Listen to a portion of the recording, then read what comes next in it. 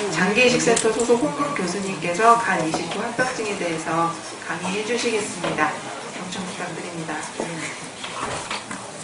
안녕하세요. 축하드립니다. 1년 동안 고생하신 전열말 아쉬워서 안 되고 고생 많이 하셨고요. 예.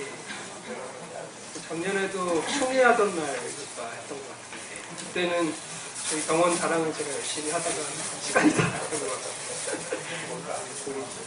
네, 우리 병원이 아주 잘 하고 있고요. 앞으로도 그럴 거고 물론 합병증 때문에 고생하는 분들이 없다고는 말 못하겠습니다. 꽤 상당수가 계시고 그 정도가 아주 심한 분부터 어떤 분은 그것 때문에 돌아가신 분도 있고요.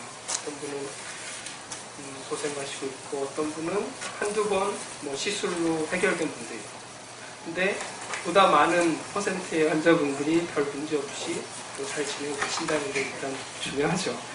그리고 저희 외래에서 환자분들 와서 궁금한 거만 물어보면 시간 와서 물어보면 한점 설명해주고 더 필요한 거는 저희 동호회에 가입을 하셔서 물어봐라 그렇게 얘기를 하고 있는데 새로 많이 가입을 하셨는지 모르겠어요. 얘기를 간단하게 해보겠습니다. 근데 내용이 그렇게 간단한 주제가 아니었어요. 이식하고 합병증 너무도 많고 종류가 많고 복잡하고 그래서 여러분들에게 어떻게 설명을 해야 될지 잘 모르겠습니다. 여하튼 이 간은 아주 정상적으로 불을 좀 꺼주세요. 앞에 정상간이고요. 아까 들으셨겠지만 아주 매끈한 표면을 가지고 있고 만져보면 굉장히 말랑말랑. 기증자 간 저희가 보통 하는 수술은 우엽절제를 하고 있고요. 여기 약간 진한 색깔로 보면 굉장히 복잡해요. 이거는 상당히 굵은 구조물만 표시를 한 건데 실제로는 가지를 쳐서 굉장히 복잡한 혈관과 담관결로 구성이 되어 있습니다. 간단하게 말씀드리면 여기 빨간 거는 동맥이고요. 간으로 가는 동맥이 왼쪽 그리고 우측으로 나뉘어서 들어가고 있고 이식을 할 때 절제하는 부분은 여기 선 부분이고요. 혹시 보이는지 모르겠어요. 여기 파란 요거는 간 문맥인데 역시 왼쪽 오른쪽에 나뉘고 절제를 하는 부분은 이 선이 있는 거예요. 그리고 이거는 담낭, 쓸개죠. 쓸개고 이건 담관인데 우측으로 가는 담관을 이 부분에서 절제를 해서 이렇게 연결을 해줍니다. 합병증이 여러 종류가 있는데요. 그 중에 수술 직후에 발생하는 합병증은 아무래도 수술과 관련해서 발생하는 게 많아서 수술이 어떻게 되는지 그리고 왜 합병증이 생길 수밖에 없는지 설명하려고 지금 해부학적인 좀 어렵지만 영어도 적혀있고 한데 하여튼 좀 어렵지만 이걸 말씀드리고 있어요. 개괄적으로 그림을 보시면 이 혈관이 간 문맥입니다. 굉장히 많이 들어보셨을 거예요. 간 문맥이라고 해서 간을 먹여 살리는 주요 혈관이고 간 동맥도 있는데 그건 표시는 안 했어요. 그리고 이 간 문맥을 통해 절제를 하는 단면은 이 중간, 가운데 있는 중간 간 정맥을 기준으로 약간 우리가 봤을 때 왼쪽이죠. 왼쪽을 절제를 하고요. 이쪽 부분이 수혜자한테 가고 떨어져서 나갔고요. 그리고 오른쪽에 있는 거는 기증자한테 남아있는 거죠. 그래서 기증자는 피가 이렇게 들어와서 간에서 저장을 하거나 해독을 하거나 하고 피가 다시 정맥으로 모여서 대정맥으로 가서 심장으로 가요. 수혜자는 이쪽 간을 받게 되는데요. 이 혈관이 잘린 게 문제가 돼요. 여기 보면 이 간이 수혜자한테 들어가는데 이 부분이 색깔이 가려 있죠. 이 부분이 나중에 울혈이 생기는 부분입니다. 그러니까 간 정맥을 통해서 피가 잘 나가줘야 되는데 이 부분이 잘려 있죠. 그래서 피가 나가지 못하고 정체가 돼요.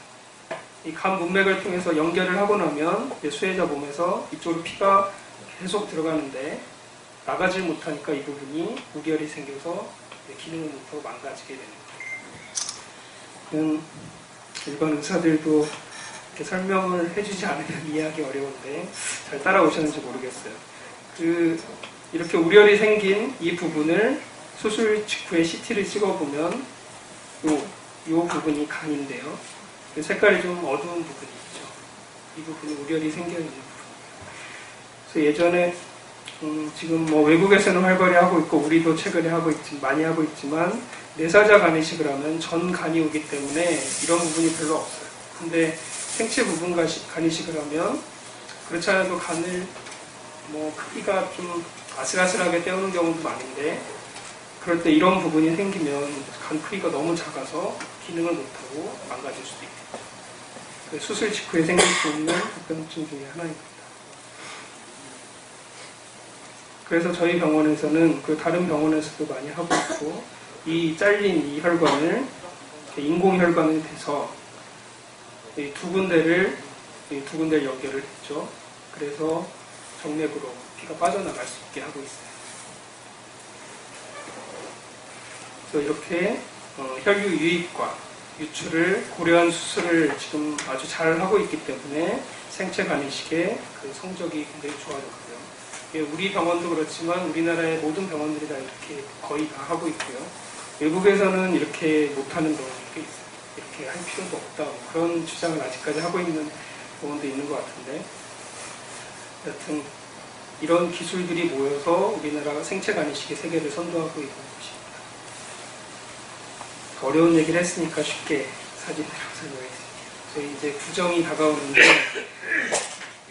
차들이 왕창 모였는데 저 끝이 막혀 있으면 이렇게 되겠죠. 병목 현상이라고 하더라고요. 이 사진은 독일의 아우토반인데 작년에 가봤어요. 시원시원하게 차가 달리는데 여긴 속도 무제한 고속도로입니다. 네, 그런 곳이 있었습니다. 하여튼. 그리고 다시 이 그림을 보시면 이제 왜 피가 들어오고 나가는 게 원활해야 되는지 이해가 좀 되실 거예요. 이 직후의 일반 경과를 보면 대부분 여기 경험이 있으시겠죠. 근데 오래전에 이식을 받으셨던 분들은 중환자실에서 좀 오래 되셨던 분들이 있을 거고 퇴원도 상당히 늦게 하셨을 것 같아요. 근데 요즘은 4일이면 중환자실에서 나오고 한 12일 정도면 퇴원을 해요. 그래서 외래에 이제 다른 병원을 거쳐서 저희 병원에 오신 분들이 궁금해해요. 언제 퇴원하냐. 12일 정도면 된다 그러면 깜짝 놀래요. 다른 병원은 그렇게 안 하는지 저는 모르겠어요. 근데 하여튼 상태가 좋은 분이 간이식을 받으면 한 12일 정도 퇴원을 하는 것 같습니다. 근데 물론 합병증이 생기면 길어지죠. 그리고 3개월 정도까지는 면역제제를 아주 많이 쓰기 때문에 집에서 조심조심 생활을 해야 되고 6개월 정도를 넘어서면 이제 스테로이드도 끊고 면역제제를 많이 줄이기 때문에 사회생활을 웬만큼 할 수 있습니다. 기증자도 마찬가지고요. 기증자는 한 3개월 정도부터는 웬만한 일상생활 다 할 수 있고 6개월 정도부터는 운동 같은 것도 거의 예전처럼 할 수 있습니다. 그리고 3개월 정도는 간 재생 기간이고 대부분 기증자는 일주일 정도면 크기는 거의 예전 크기 가까이 커져요. 한 70-80% 가까이 커지고 수혜자는 한 2주 정도 되면 상당히 커지는데 조금 더디고요. 근데 기능까지 다 돌아오려면 한 3개월 정도는 돼야 되지 않을까 싶습니다. 그리고 초반에 이식편에 어떤 문제가 생겨서 기능 부전에 빠질 수도 있고요. 합병증을 간단하게 말씀드리면 이식편 기능 부전에 빠지면 재이식을 받아야 되는 그런 상황이 오는 겁니다. 그리고 거부 반응이 오는 경우도 있고 또 초반에 수술 직후에 선망이 올 수도 있고요. 나중에 다시 말씀드릴 건데 경험이 있는 분도 있을 거예요. 그래서 각종 상처 부위나 감염이나 이런 수술 합병증이 있고 또 아까 들으셨겠지만 간암 등의 원질환 재발이 생길 수도 있습니다.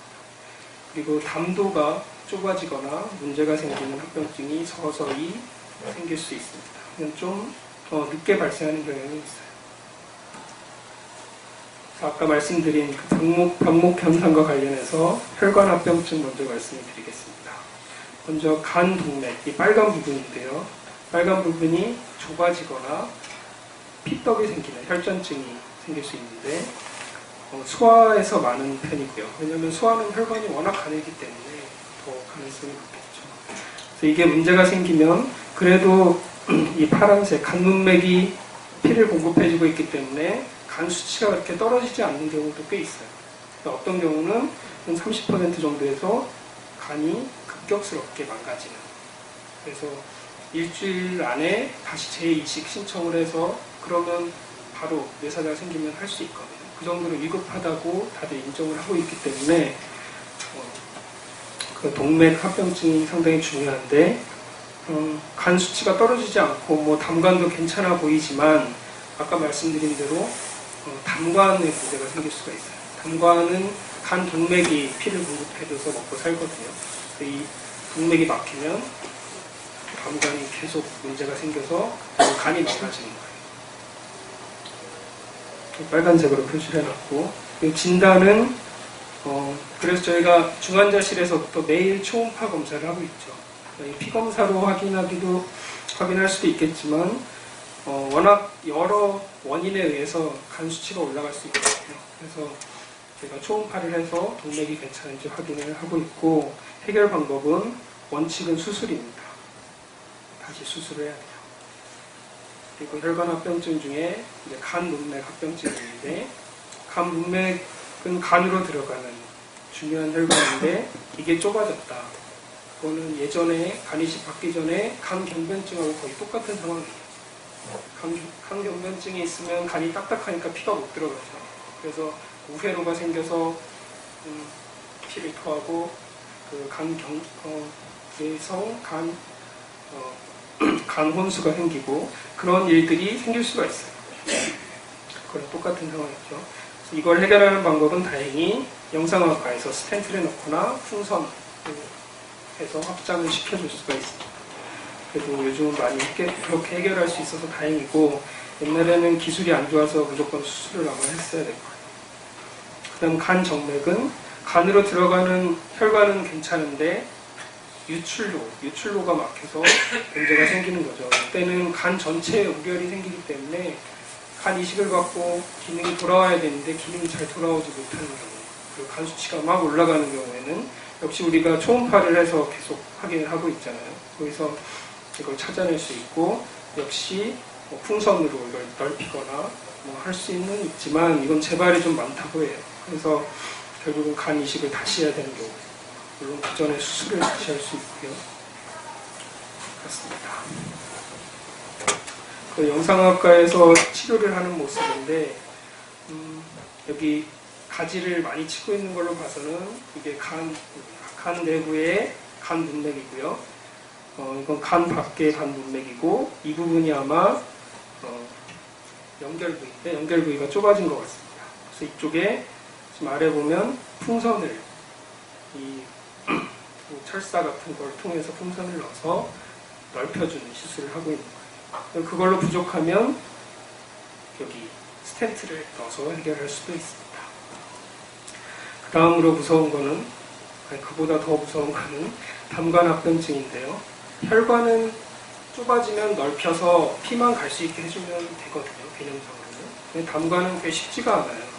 피가 한번 안 가서 허혈성 손상을 받게 되면 딱딱해지기 시작해요. 그래서 치료하기가 쉽지가 않고 접근하기도 쉽지가 않고요. 이 녹색 부분인데 그래서 우리가 이식의 아킬레스건이라고 항상 의사들이 표현을 하고 있습니다. 영상학과에서 사진을 보면 아까 간 문맥하고 비슷하게 여기가 좁아진 부분이 보이고요. 여기도 있고 여기도 있는데 여기는 굉장히 가늘고 길게 좁아져 있습니다. 이건 외부에서 뭐가 누르고 있을 가능성도 있고 여러 가지 원인이 있겠지만 역시 해결하기가 쉽지가 않습니다. 그래서 해결하는 방법은 경험이 있는 분도 계실 거예요. 그 내시경으로 ERCP라고 하는데 내시경이 지금 위를 통해 들어가고 있고요. 거기서 12장 쪽에 구멍을 통해서 역으로 철사를 넣어서 거기로 스텐트를 넣고 있는 것입니다. 그래서 이 부분이 지금 좁아져 있는 부분 같은데 이 부분을 스텐트를 넣어서 해결을 하는 거죠. 또 간이식 받고 밖에 주머니 차는 분들 꽤 계시죠. 이거는 밖에서 초음파를 보고 이 부분을 찾아서 그쪽에 철사를 넣어서 이 스텐트를 거기로 집어넣는 겁니다. 거꾸로 하는 거죠, 밖에서. 네, 둘 다 힘들어요. 제가 보기엔 둘 다 힘들고, 이건 오른쪽에 있는 거는 밖에서 찔러놔야 되기 때문에 웬만하면 처음에는 하지 않고요. 내시경을 통해서 밖에서는 아무 흔적이 남지 않는, 그리고 해부학적 구조를 따라서 구멍을 찾아 들어가는 거기 때문에 내시경을 통해서 하는 걸 우선적으로 고려하고 있고, 환자분들이 잘 이걸 참기 힘들어하거나, 그러니까 몇 번 해야 되거든요. 이걸 한 번 하면. 이제 아픈 기억이 있는 분들은 절대 못 하겠다고, 이걸 하겠다고 하시는 분도 있고, 그거는 환자 상태에 따라 결정을 하게 됩니다. 다음으로 이식편 기능 부전이 있는데, 특별한 이유는 있겠죠. 뭐 예정 같으면, 그리고 외국 같으면 뇌사자가 생겨서 간을 적출을 해서 그 간을 이제 우리 병원까지 가지고 오는데 시간이 너무 오래 걸렸거나 그런저런 문제로 기껏 의자에 앉혀놨는데 전혀 기능을 못하고 있는 겁니다. 간을 이식을 했는데 아무 기능을 못해요. 간 수치가 몇천, 몇만 계속 올라가고 황달 수치도 3, 5, 10 이렇게 올라가고 아무 기능을 못해서 이런 경우 물론 발생 가능성은 거의 없어요. 우리 병원에서도 1년에 뭐 간이식 200개 하면 한두 케이스나 될까? 글쎄요. 그 정도로 낮지만 한번 생기면 다시 재시간하면 돌아가시겠죠. 그런 합병증이 있고요. 그 선망은 아까 말씀드렸지만 시간, 지금 몇 시냐, 제가 누구냐 물어보면 다 딴소리하고 있고요. 여기가 어디냐 그러면 다른 병원 이름 대고 있고 여기 경험 있으실 거예요. 아니, 그걸 기억을 못 하시겠죠. 근데 헛소리하고 벽에 뭐가 기어다닌다고 하고 그 보호자분들이 계신 보호자분들은 아실 거예요. 이런 게 생기는 이유는 간이식이 아니어도 큰 수술을 받고 나이가 많고 뭐 다른 전신 상태가 안 좋은 경우에 생길 수 있거든요. 근데 간 환자는 그 모든 조건을 다 충족하고 있어요. 그래서 굉장히 많이 발생하고 중환자실에서 간호사들하고 제일 많이 맞닥뜨리는 게 이 선망일 겁니다. 예방은 아주 친근한 분위기를 조성해줘야 돼요. 여기 사진이 있는데 이렇게 많은 수액을 주렁주렁 달고 있고 또 밑에는 기계들이 돌아가고 있고 이상한 소리가 나고 그런 환경에서는 생길 수밖에 없거든요. 고령이 아니어도 젊은 사람도 생길 수 있어요. 네, 그래서 저희가 생각해낸 거는 지금 한 2년 정도 됐을 텐데 중환자실에 그 TV가 있죠, TV를 보면서 좀 선망을 피할 수 있게 하려고 저희가 만든 거고요. 그리고 저희가 4일만 있으면 아니면 4일 이내에도 괜찮은 상태면 중환자실에서 병동으로 가라고 하는 게 이 선망을 피하기 위해서입니다. 그리고 그 외에 여러 가지 또 합병증이 있는데 뭐가 있는지 제목만 들으셔도 될 것 같아요. 굉장히 많고 지금 굉장히 졸리실 텐데 하여튼 가보겠습니다. 계속. 감염도 간이식하면 반드시 따라오는 거죠. 여러분 중에 한 3분의 2 정도가 경험을 했을 거고 물론 정도의 차이가 있고 어떤 분은 이것 때문에 돌아가시는 분도 있고요. 여러 원인이 있고 모든 원인이 다 될 수 있고 그리고 이유는 면역 억제 상태 그리고 좋지 않은 전진 상태 큰 수술을 받았고 몸에 여러 가지 카세터를 가지고 있기 때문에 감염의 위험도가 올라갑니다.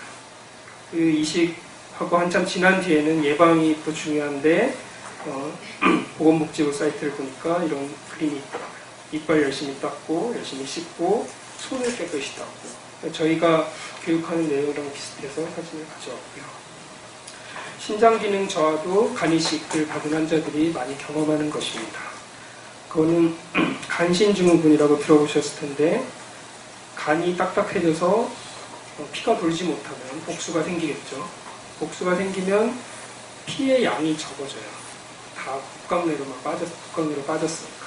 피의 양이 적어지면 신장이 느끼기에, 콩팥이 느끼기에 우리 몸에 물이 부족하구나.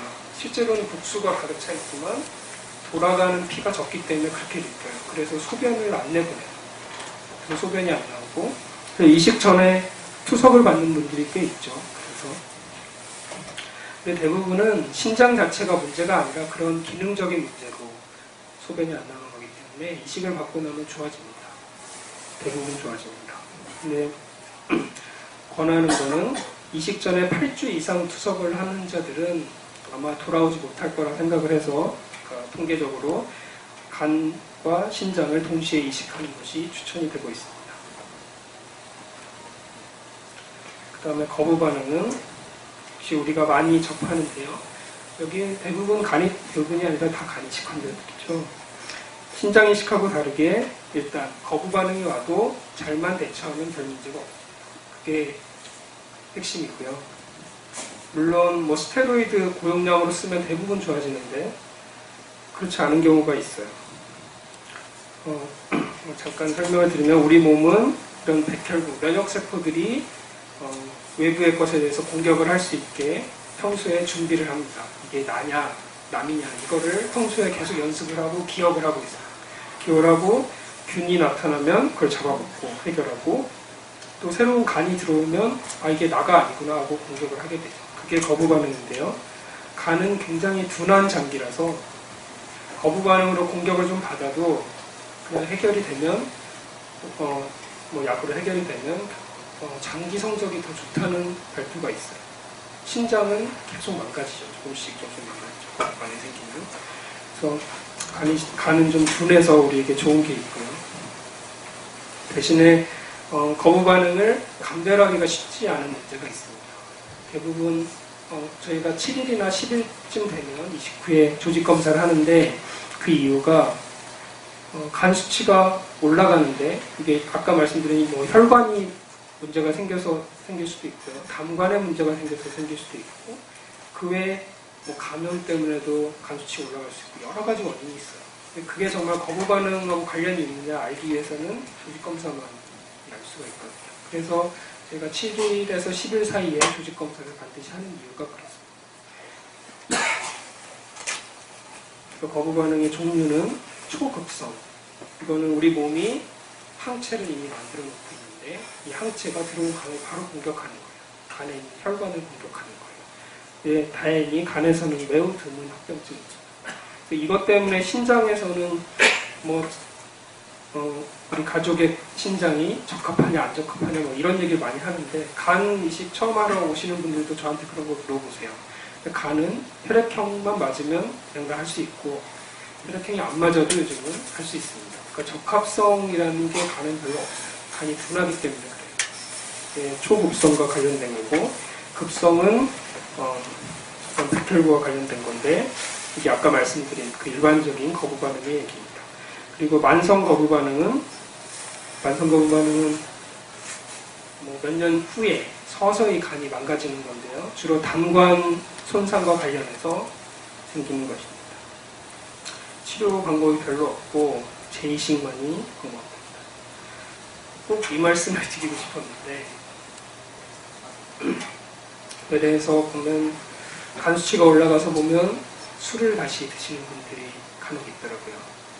그리고 술을 마셔도 되냐고 묻는 분들도 있고 여기 계시는 분들은 안 그러시겠지만 이 사진을 보면 이 사람이 뭐라고 하냐면 담당 의사는 하루에 한 잔만 마시라고 했어요.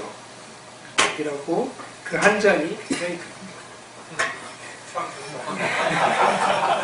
그러니까 이게 술을 마시는 분들의 그 성향이죠. 어떻게 보면 제어가 어려워요. 제어가 어떻게든 합리화시키고 아시잖아요. 다 경험해보셨을 거고 이게 이 사람이 간이식 받은 환자는 아니고 물론 담당 의사가 저희도 아니고요. 저희는 마시지 말라고 합니다. 분명히. 근데 어떻게 합리화시켜서 조금씩 마시는 분들이 있는데 그러다 보면 많이 마시게 되겠죠. 언젠가. 자기도 모르게. 근데 그러면 문제가 뭐냐면 면역억제제를 잘 안 먹게 돼요. 그런 분들은 공통적으로 외래 방문도 잘 안 해요. 그리고 수술 직후에 그 알코올 중독 뭐 이런 증상이 나타나는 분들이 있거든요. 수술 직후에. 그런 분들 문제를 많이 일으키고 있어요. 도망가는 분도 있고. 또 나갔다가 면역제제 며칠 동안 안 드시고 간 수치가 엄청 올라서 병원에 다시 실려오고 그런 분들이 있거든요. 그렇게 하다 돌아가신 분이 두 분, 제 기억, 최근에 제 기억으로 두 분이 계셨는데 결국 거부 반응이고 간 부전으로 가서 사망하시는 분들이 있습니다. 외국에는 이런 연구가 굉장히 잘 돼 있어요. 왜냐하면 알코올 중독이나 뭐 알코올 때문에 간 이식 받는 케이스가 굉장히 많거든요. 우리나라는 비형 간염이 대부분이지만 외국은 비형 간염이 적고 대신에 비만, 알코올, C형 간염 이런 환자들이 많아요. 그래서 연구가 잘 되어 있는데 일단 과도한 음주는 장기 생존율에 영향이 있습니다. 사망률이 87.5%예요. 굉장히 높죠. 그런데 재음주, 어디까지가 재음주를 한 거냐, 그리고 과도한 음주, 얼마나 마셔야 과도한 음주냐, 이거 정의 내리기가 어렵거든요. 그래서 어디까지 술을 드셔야 된다, 이런 말을 할 수가 없고, 조사도 안 되고 있고요. 그래서 조금 마시는 사람, 그리고 많이 마시는 사람, 그리고 잘 모르겠는 사람, 이렇게 구별을 해놨는데, 잘 모르는 사람들이 상당히 많죠. 얼마나 마시는지.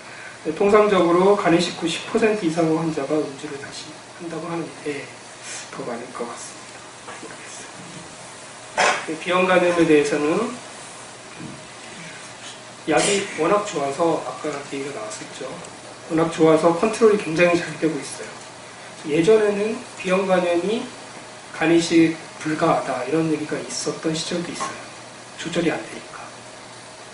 비형 간염이 재발하고 간이 망가지는데 어떻게 간을 주느냐. 그래서 못한 적도 있었는데 지금은 90% 이상 재발 안 합니다. 그 이유는 약이 너무 좋아서 그렇죠. 약은 강력한 바이러스제와 항바이러스제와 헤파빅이라는 아주 센 면역글로불린이 있고요.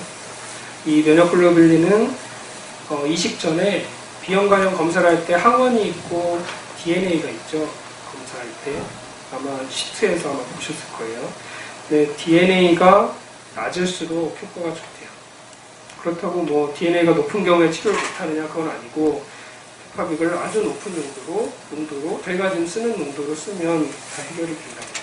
근데 이거를 피하는 돌연변이가 발생할 수 있어서 나중에 재발할 수도 있고요.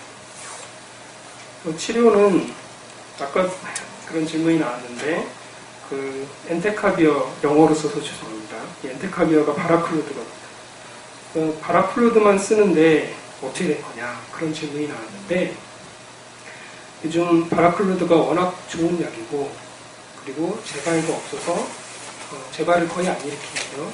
그리고 돌연변이도 거의 안 만들고 그래서 이걸 처음부터 그냥 바라클로드만 쓰는 병원도 꽤 있고요. 홍콩에서는 그냥 이렇게만 쓰고 있고 저희 병원은 원래 헤파빅하고 제픽스를 처음에 쓰다가 제픽스에 돌연변이 뭐 내성균이 생기면 여기다 헵사라 같은 걸 첨가해서 썼었죠. 근데 아시는 분은 아시겠지만 보험이 두 개의 약이 다 안 됐었죠. 그래서 하나는 비보험을 하고 하나는 보험을 했는데 요즘은 이게 둘 다 보험이 됐대요. 최근에. 그래서 관련 있는 분들은 외래에서 말씀을 하시면 될 것 같습니다. 그리고 헤파빅 제픽스, 헤파빅 그리고 바라클로드 이렇게 쓰는 사람도 있고 그냥 헤파빅만 쓸 수도 있고 그리고 제픽스, 헵세라만 처음부터 쓸 수도 있고 이렇게 옵션이 굉장히 많아졌어요. 근데 대부분 다 효과가 좋아요. 그러니까 각자 자기가 처음에 뭘 썼는지 그걸 고려해서 이런 여러 옵션을 선택해서 아마 선생님들이 쓰고 계실 거고요. 요즘은 여하튼 바라클로드가 약간 대세가 됐고 앞으로는 테노포비어라는 새로운 약이 추가가 될 예정입니다. 그리고 아까 나왔던 질문 중에 왜 끊었느냐, 끊어도 되느냐, 됩니다. 되는 거는 DNA 수치가 음성으로 바뀐 경우에는 중단을 할 수가 있습니다. C형 간염은 RNA 바이러스와 관련된 것이고요. B형에 비해서 조절이 어려운 건 다들 알고 계실 겁니다. 그래서 이식 전에 미리 초치료를 하고 이식을 하자는 주장도 있는데 간이 안 좋은 환자에서 그렇게 하기가 쉽지가 않습니다. 여러 합병증 때문에 그렇고요. 그래서 시형간염 치료의 가장 큰 목표는 시형간염이 우리 몸에서 활동을 하면 간이 섬유화가 되고 딱딱해지거든요. 그거를 막는 게 가장 큰 목표고, 또 하나는 시형간염이 당뇨를 유발하고 또 여러 문제가 생길 수가 있어요. 당뇨가 있고 비만이 생기고 그럼 간이 지방간화되고 간염이 생기고, 그거를 생활습관 조절을 통해서 같이 조절하는 게 필요하고요. 진단은 조직검사로 확진을 합니다. 그럼 만성질환 거의 끝나갑니다. 이제 만성질환 몇 개 안 되는데 좀 읽고 가겠습니다. 대부분 원인은 스테로이드, 그리고 면역 억제제 이런 게 주 원인이고, 그래서 비만이 생길 수 있고, 비만 때문에 당뇨, 고혈압, 이상지질혈증, 심혈관계 질환 뭐 이런 문제가 생길 수가 있고요. 그래서 열심히 관리를 해야 된다. 이게 이 만성질환의 공통적인 내용입니다. 이상지질혈증도 역시 비슷하고요. 우리가 먹는 게 그렇기 때문에, 약이 그렇기 때문에 생길 가능성이 높고, 그래서 적절히 조절을 해야 된다. 그래서 이런 문제가 생기면 필요한 약을 저희가 쓰고, 안 되면 내과로 보내서 그쪽에서 치료를 받게 하죠. 또 고혈압이 역시 약 때문에 생길 수 있고, 정상인에 비해 굉장히 높고요. 그리고 외국에서는 이런 심혈관계 질환 때문에 이식을 받고 돌아가시는 분이 굉장히 많아요. 그 사망 원인의 가장 높은 포션이 심혈관계 질환이에요. 근데 다행히 우리나라는 아직까지 식습관이 괜찮아서 그런지 이거는 아니더라고요, 아직은. 근데 점차 이쪽으로 가고 있어요. 고혈압, 당뇨. 그 시형간염이 있으면 당뇨가 좀 더 많이 온다고 지금 발표가 되고 있고, 또 고요산혈증이 있는 경우가 있는데, 신장 기능이 떨어져서 배출이 잘 안 되기 때문에 이 고요산 혈증이 발생하고 다시 신장 기능이 그것 때문에 안 좋아지고 그래서 악순환을 하게 되는 것입니다.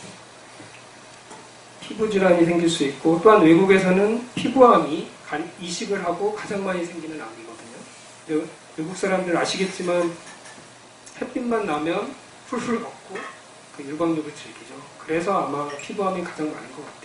우리나라는 햇볕이 보이면 그늘로 다 숨어 들어가서 우리는 피부암이 별로 없는 것 같아요. 그게 외국하고 차이고, 골다공증이 간이 안 좋으면 많이 생기는데, 그래서 저희가 항상 이식할 때 검사를 하죠. 골다공증 검사를 해서 치료를 하고 있습니다. 이것 때문에 골절도 많이 생기는 걸로 알고 있어요.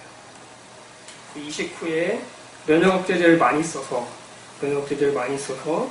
또 EB 바이러스 때문에 이런 림프진 식성 질환이 생길 수도 있고요. 보통 면역 억제제 용량을 줄이면 상당수가 좋아지는데, 그걸로 해결이 안 되면 항암 치료까지 가야 되는 경우도 있습니다. 그리고 고형 장기 종양, 이식을 받으면 암이 많이 생긴다고 하죠. 그런 얘기 많이 들으셨을 거예요. 근데 아직 공식 발표는 아니지만 저희 병원 데이터를 제가 쑥 봤는데 그렇게 많지가 않아요.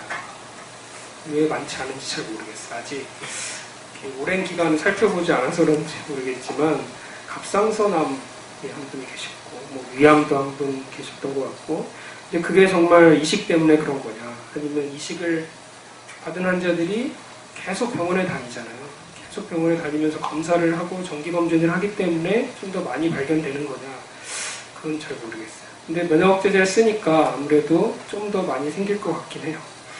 그래서 우리나라는 거의 발표가 없고, 외국에서 연구된 게 있는데요. 외국에서는 아까 말씀드린 피부암, 그리고 그건 고형장기는 아닙니까?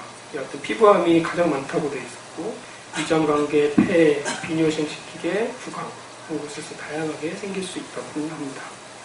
여하튼 1년에 한 번 정도 건강검진을 꼭 하셔야 됩니다.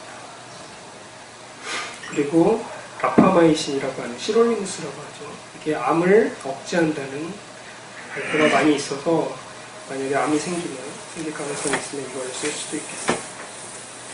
또 요약을 하면 멀리 오셨는데요. 일단 간 이식과 합병증은 제일 중요한 게 혈류 유입과 유출의 문제. 이게 수술과 관련해서 합병증을 일으키는 가장 큰 요인입니다.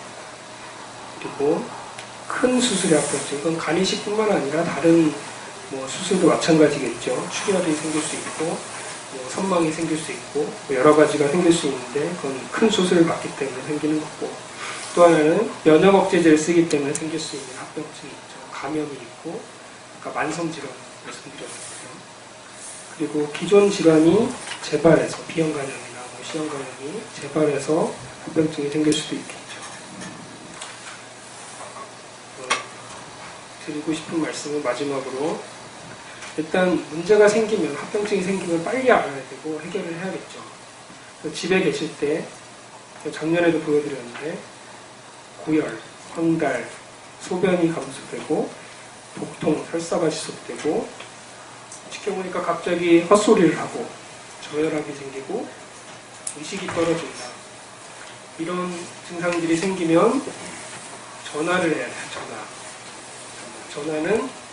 전화 연락처 다들 가지고 계시죠? 우리 전문 간호사 아니면 단기식센터, 끝날 때가 됐나봐요. 단기식센터 코디네이터한테 바로 전화를 하셔야 되고요. 왜냐하면 우리도 준비를 해야 되잖아요. 갑자기 들이닥치면 저희도 준비를 하나도 할 수가 없어요. 그다음에 병실, 또 뭐 검사 이런 것도 저희가 생각을 해야 되고, 또 하나는 전화하고 무조건 여기로 오시지 말고 멀리서 오신 분들은 가까운 응급실에 가서 빨리 응급처치를 하고, 그리고 그 다음에 저희 병원으로 올지 말지를 결정해서 오시면 되겠습니다. 그렇지 않으면 낭비가 너무 심해요. 안 오셔도 되는데 오시는 분도 있고, 오셔야 되는데 안 오시는 분들도 있고. 그리고 또 한 가지는 진짜 마지막인데, 작년에 굉장히 강조해서 말씀드린 거는 보호자분의 말씀에 귀를 기울여주세요. 보호자분이 나름 전문가가 다 돼 있고, 그래서 보호자가 당신 오늘 좀 이상한데 병원에 좀 가야 되겠어, 그러면 그냥 따라오세요. 병원에 오시는 게 제일 좋을 것 같아요. 괜히 자기가 나 괜찮다고 우기다가 망가지는 분들이 많습니다. 그래서 보호자분의 말을 절대적으로 따라주시고, 그리고 그분들이 여러분 아프셨을 때 굉장히 힘들게 간병을 했던 분들입니다. 그래서 말을 잘 들어야 되고요. 또 하나는 회복이 다 되면 열심히 설거지도 해주고 집에서 잘 해주세요. 보호자. 감사합니다. 새해 복 많이 받으세요.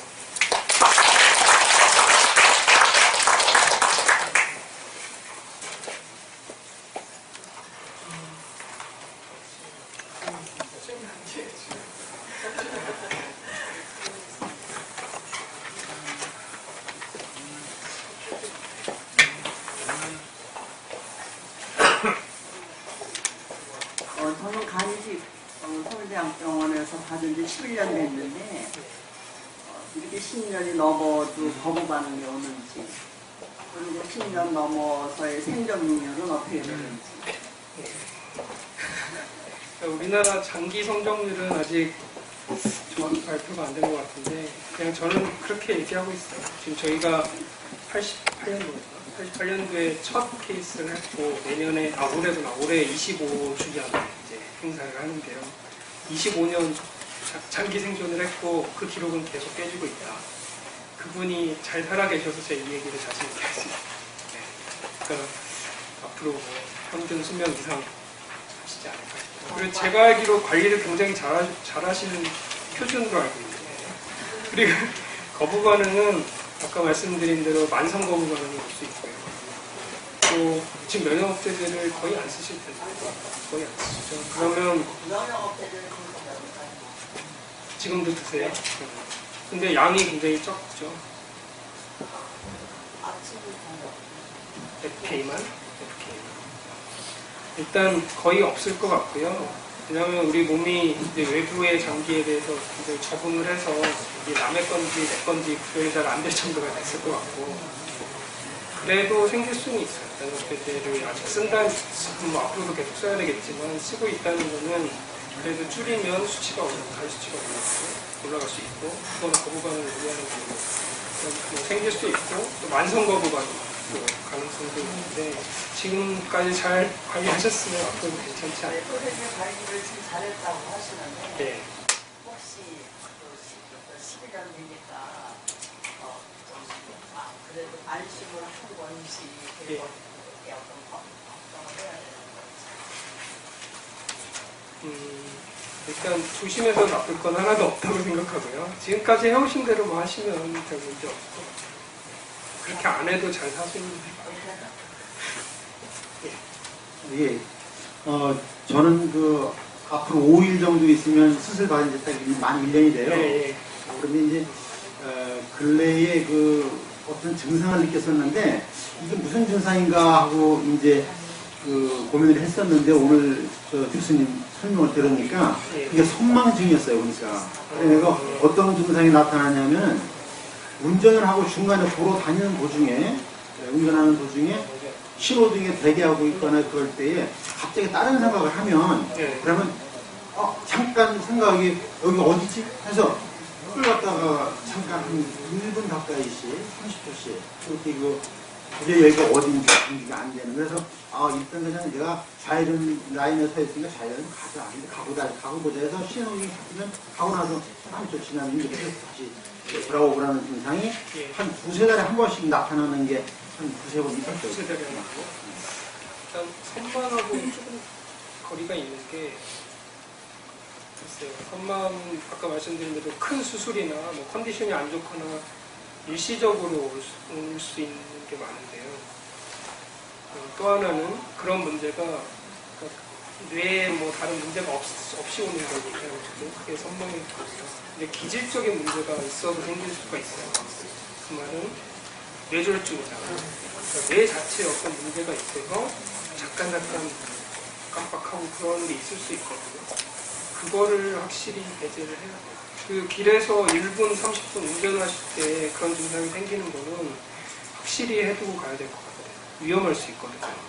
그래서 신경과 쪽에 한번 검사를 하는 게 시스템이 좋을 것 같아요. 선망이라고 단정이 되십니다. 선망일 경우는 치료 방법은 어떤 방법이 있습니까? 대부분 이식 직후에 중환자실에서 생기거든요. 중환자실에서 아주 이상한 소리가 계속 나고 분위기가 이상하고 모르는 사람 왔다 갔다 하고 불편하니까 정신을 잠깐 놓는 거예요. 그렇게 생각하시면 돼요. 그래서 빨리 병실로 옮겨서 가족분들이 관리를 할 수 있게. 그러니까 제 생각에는 신경과 쪽 뭐 다르게 생각하지 마시고 다른 문제가 있는지 확인하는 차원에서 건강검진 하게 됐으니까 해보시면 돼요.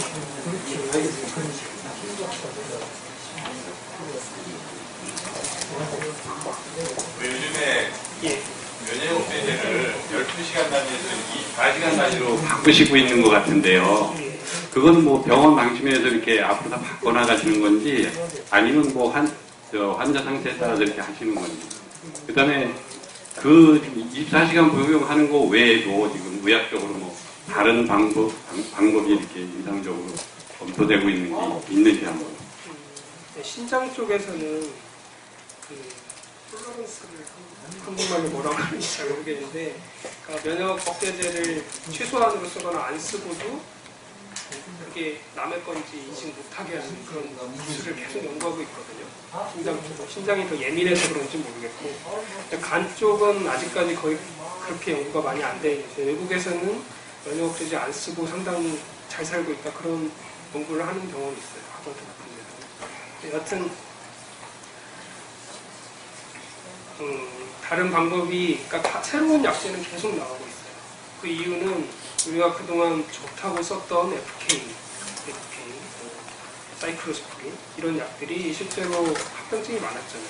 신장도 안 좋았고 당뇨도 생겼고 뭐 이런 문제들이 자꾸 생기니까 새로운 약을 계속 개발했고 그리고 그 하루에 한 번 먹는 그 약은 그걸 요즘 좀씩 쓰는 이유는요. 다른 것도 있겠지만 일단 환자들이 하루에 2번 먹는 것보다 한 번 먹는 걸 굉장히 선호하고 있고 그리고 애들 같은 경우에 소아 같은 경우에는 하루에 2번 먹이기 힘들거든요.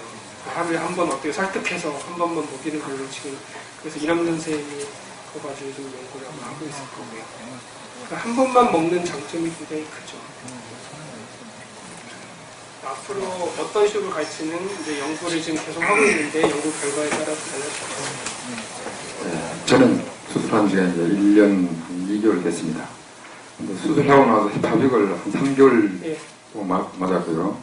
한 8개월 동안 힙합액을 안 맞았습니다. 그러다가 힙합액을 또 한 몇 개월 맞다가 이번 전번 달에는 안 맞았거든요. 그래서 어떤 경우에서 그런지 알고 싶습니다. 제가 그 외래 종이를 봐야지 할 것 같은데 아마도 항체가 유지가 굉장히 잘 된 분이 아닐까 싶어요. 그러니까 초반에 열심히 맞았는데 항체가 계속 1000이 넘었다. 보통은 시간이 지나면 줄어야 돼요. 근데 줄지 않고 수치가 굉장히 높아서 가보자. 그래서 계속 갔는데 가다 보니까 좀 떨어져서 아마 주지 않았을까 그런 생각을 하게 되는데 제 말이 아니라 전문자가 많아서 안 드리려고 하는데 한 가지만 좀 예. 궁금한 게 저는 5년 차거든요. 근데 4년 차에 예. 그 담도분으로 입원을 5번 했어요. 알죠? 예, 알죠. 추석부터 교수님 아시겠지만 그 12월 초까지. 근데 병원에 입원을 해보니까 특별한 치료 방법이 없더라고요. 그 항생제 외에는 별로 쓰는 게 없어요. 예. 그래서 그런 지금 보면은 제가 이제 5년 동안 지켜보면은 합병증의 가장 큰 대부분의 입원한 사람들이 간 이식하고 입원한 환우들을 보면은 거의 대부분 담도 문제로 입원하는 사람들이 많은데 예. 그 특별한 치료 방법이 없나요? 아까 제가 아킬레스건을 얘기했는데요.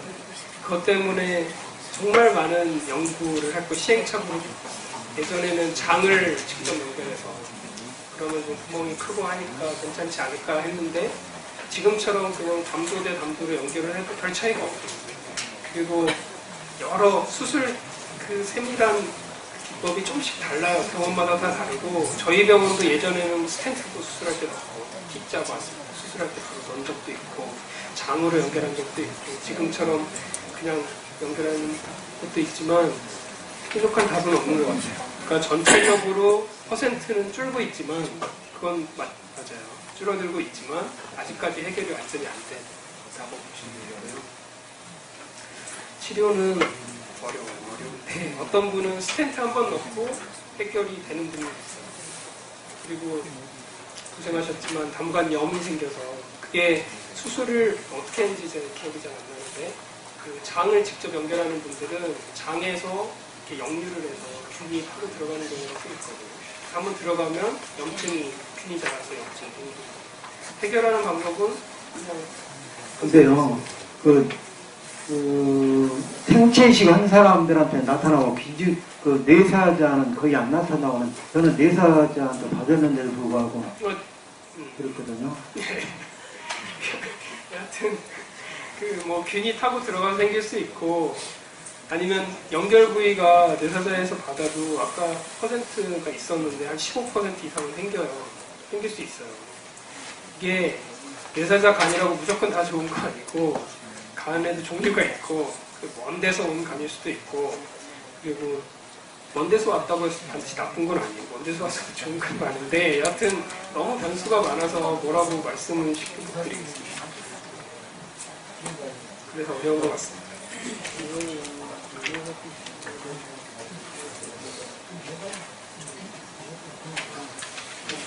장시간 고생 많으셨습니다.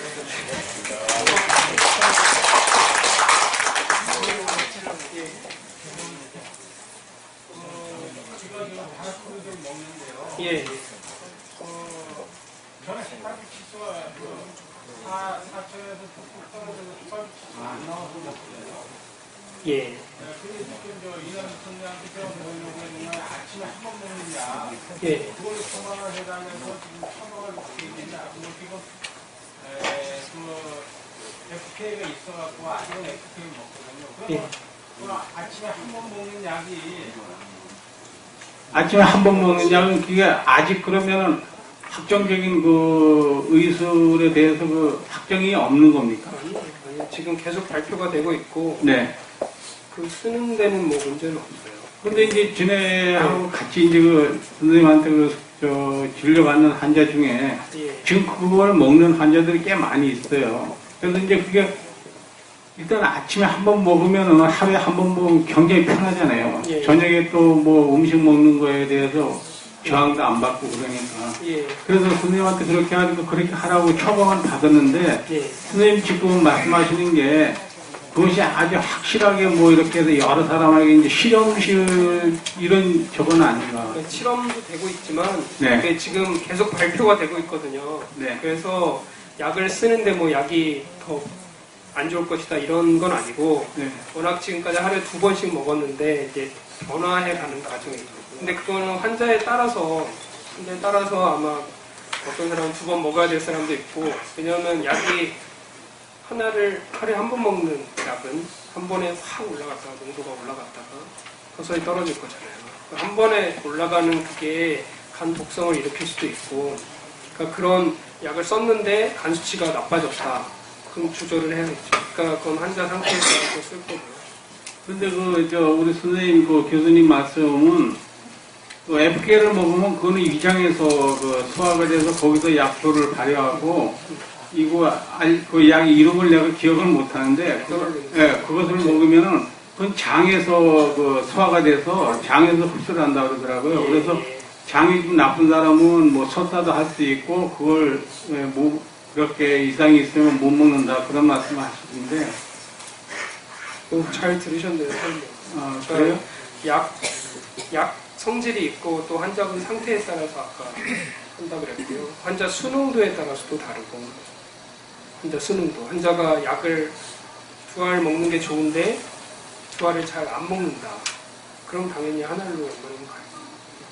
그리고 딴 건데 네. 장기 이식 있잖아요. 그 장기 이식을 서울대에서 장기 이식을 장기 기증을 하면은 서울대에서 수술을 하는 게 아니라며요. 그 장기 이식 센터로 간다며요.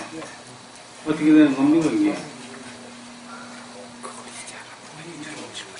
장기 기증을 예. 신청을 했는데 그걸 서울대에서 못 쓰고 다른 병원에 썼습니다. 그 기증 센터로다가 간다고 그러는 것 같더라고요. 그 국가에서 네. 관리하고 있거든요. 네. 관리하고 있고 그건 내사자가 생기면 여기서 기증을 해도 우리 병원에서 기증을 해도 그 환자의 위험도 그리고 우선순위에 따라서 배정이 되는 거지 서울대 우선 배정 그건 아닙니다. 그래서 저는 이제 무슨 생각을 했는 거 아니? 제가 이제 장기 이식을 서울대에서 계속 저걸 하니까 네. 그 장기 이식 기증을 현재는 91년도 같아요. 네. 쭉 해서 지금까지 해서 했는데 만약에 제가 여기서 이제 내가 무슨 일이 있으면 서울대로 어차피 올 거 아닙니까? 그 서울대에서 와서 내가 죽을 병에 걸렸다 이렇게 이제 의사 선생님들 그런 게 나오면은 예. 목숨 끊어지기 직전에 여기서 기증을 하면은 장기 기증을 하면은 그 수술을 할 수 있지 않느냐? 꼭 내사자야 돼야만이 되느냐 이거. 의술로서 이건 내사자다 이렇게 해서 판결이 나지 않는 사람은 그 추출을 못 하는 거예요. 그건 또 다른 문제고요. 네. 업적으로 죽지 않았는데 간 적출하는 건 큰일 날 일이에요. 아니, 그 이제 목숨 떨어지고 바로 한다 이거죠. 바로. 그 비슷한 얘기가 있어요. 그래서 비슷한 얘기가 뭐냐면 지금 한참 외국에서는 하고 있고 그 응급실로 네. 사고나 뭐 이런 걸로 죽기 직전에 환자가 왔다. 물론 기준이 여러 가지가 있고 그것도 다 단계적으로 나눠져 있고 죽기 직전에 환자가 왔다. 그러면 그 사람 뭐 내사 판정하고 뭐 이런 거 할 시간이 없거든요. 그래서 그런 순간에 적용할 수 있는 법이 마련돼 있고 우리나라도 지금 그것 때문에 열심히 토의 중이에요.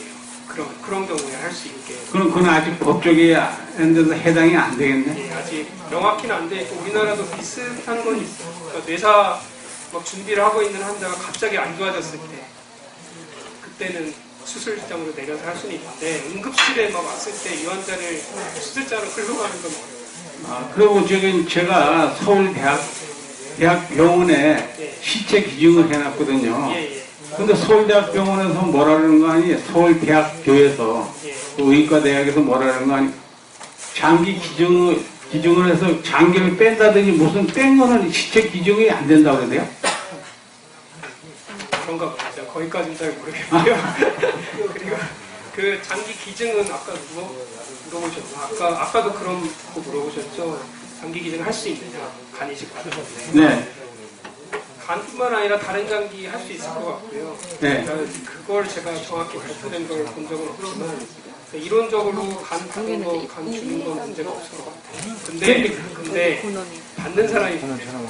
항상 저희가 몇 사람이 받는 사람한테 물어보잖아요. 이러이러한 사람이 있는데 받으시겠습니까? 근데 그 사람이 정말 상태가 안 좋아서 받겠다 하면 할 수 있을 것 같아요. 근데 저도 명확한 답은 모르겠어요. 그래서 제가 이제 나이는 조금 뭐 이제 67세 이제 66세 나이는 좀 들었는데 뭐 산에서 깔깔거리고 다니면 내가 생각하기 좀 건강하다고 생각하거든요.